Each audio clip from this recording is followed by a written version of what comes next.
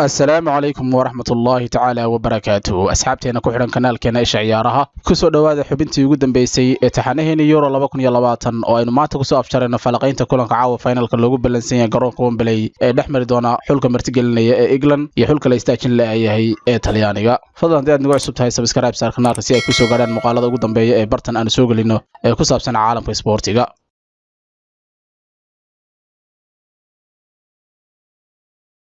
aad ay naadir u tahay in laba dhinac oo isu awood dhigma ku kulmaan koob qaran oo weyn hase yeeshee tani waa xaalka caawa finalka Euro 2020 marka ay fooda istaraan 10 kaabinimo ee geeska Afrika labada xul ee England iyo Italy tani kama dhigna in labadan xul jid fudud ama se laba jid oo isku mid ahba soo mareen si ay finalka caawa Wembley Stadium ka dhacay u soo gaadhaan tan beddelkeeda waxay labadan xuli mid waliba dhankiisa soo maray jid ka qaab duwan kan kale England tusaale ahaan waxa yarayd inay banaanka Wembley ku dheelaan iyagoona 7 kulan ee ilaa hadda dheeleen kaliya hal mar banaanka ku soo ciyaaray Italy dhankooda waxay 3 kulan ee gruubyada ku dheereen garoonkooda Stadio Olimpico halka wareegga 16 iyo kii semi-finalka ay ku dheeleen Wembley waxay sidoo kale ciyaartii roob dhamaadka ku ciyaareen garoonka Allianz Arena ee magaalada Munich tababare Southgate iyo wiilashiisu waxay si gaabin ah ku bilowdeen tartankan markii ay kulankoodii u horeeyay hal yeebar kaga adkaadeen xulka Croatia waxa xigay barbaro gool la'aan ah oo ay la galeen Scotland ciyaartoodii labaad halka ay sidoo kale kulankoodii ugu dambeeyay hal gool iyo waxba kaga adkaadeen xulka Czech Republic inkastoo ay saddexdaas kulan laba gool dhaliyeen hase aatee wax gool ah shabaqooda lama soo taabsin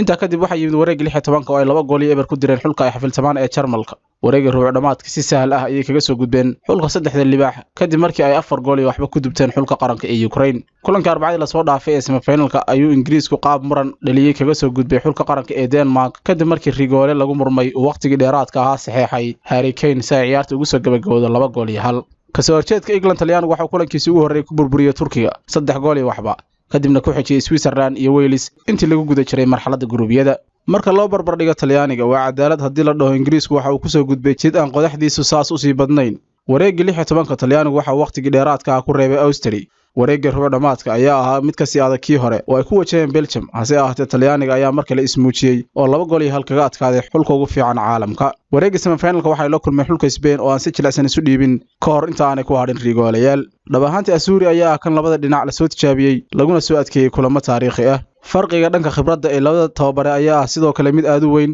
Southgate waxa uu isagu jagadan horteed soo tababaray hal koox oo ah Middlesbrough taasi oo hoos u la degay heerka labaad 12 sano ka hor Mancini isagu waxa uu 3 jeer Serie A Talyaaniga kula guuleystay Inter Milan halka uu sidoo kale ku guuleystay 4 koob Italia waxa uu sidoo kale tan iyo markii shaqada laga caydiyay Southgate 12 sano ka hor uu koobka Premier League ku hogaamiyay kooxda Man City halka uu horyaalka Turkigana ku hogaamiyay kooxda Galatasaray koor kulanka caawa ka ciyaaryahan ahaan labada tababare waxa ay gaadheen wareegga semi-finalka sanadihii 1988 oo Mancini gaaray iyo sanadkii 1996 oo tababare Southgate gaaray labadan macallin ayaa mid waliba wax ka bedelay tactics-ka xulkiisa intii lagu guday jiray tartankan Euro 2020 Southgate waxa uu dabaqay qorshe difaaceed kaas oo keenay in 6 kulan laga dhaliyay hal gool oo kaliya dhigiisa Mancini waxa uu isagu qaatay qorshe cadaadis kubadeed oo sareeya si uu dhexdaya difaaca kooxda kale u kala dhantaalo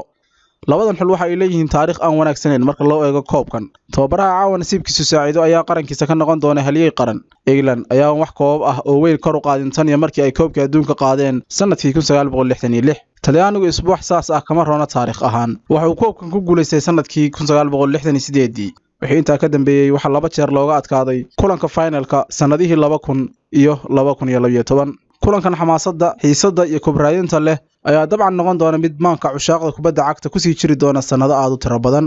ugu dambeyn haddii aynu eegno shaxda ay ku soo kala geli doonaan ama line upka labada kooxood ama labadan xul ku soo kala geli doonaan Ingiriiska ayaa la predict gareynaya ama la filaya inuu ku soo geli doono ciyaaryahannadan soo socda Pickford Walker Stones Maguire Trippier Phillips Rice Shaw Mount Kane iyo Sterling Talyaaniga ayaa isna la filaya inuu ku soo geli doono line upkan soo socda Donnarumma Di Lorenzo Bonucci, Chiellini, Emerson, Ferrati, Jorginho, Barella, Chiesa, Immobile iyo Insigne. asxaabta nagu xidhana muuqaalkan intan ayuu ku egyahay. fadlan like, share iyo subscribe ku caawi kanaalkan iyo ugu muhiimsan oo ah inaad commentiga ku soo qortid xulka aad caawa taageeraysid ee aad filaysid inuu qaadi doono koobkan Euro 2020 ee muddada bish ah soo socday. waa aniga oo idin leeyahay maqal dambe oo xiiso leh. Wassalaamu calaykum waraxmatullaahi tacaala wabarakaatuh.